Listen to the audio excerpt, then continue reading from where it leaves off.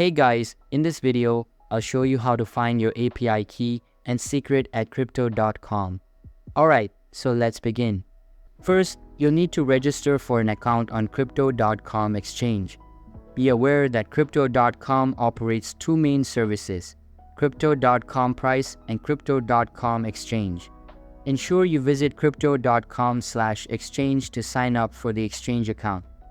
Fill in your details, complete any required verification steps, and finalize your registration. Once registered, log into your dashboard. In the dashboard interface, locate your profile, which is typically accessed by clicking on your registered email address displayed on the screen. For security settings, navigate to the Security tab from your profile menu.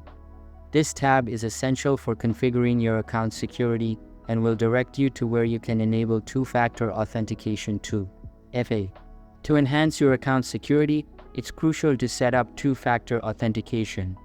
This additional security layer protects your account and is required for generating API keys. Crypto.com exchange uses Google Authenticator for two-fa. Download the Google Authenticator app on your phone if you haven't already. Follow the prompts to scan the QR code or enter the setup key provided on the screen. Once set up, your account will require a code from the Google Authenticator app each time you log in or perform certain actions. With 2FA enabled, proceed to generate your API keys. Go to the API Keys tab, usually found in the same section as your security settings. Click on Create New API Key to start the process. You'll be prompted to name your API key for easy identification.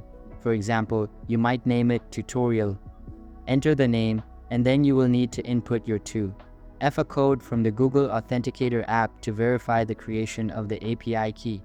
Once verified, your API key and secret key will be generated and displayed on the screen. Copy these keys and store them securely, as they are needed to integrate with external applications or services.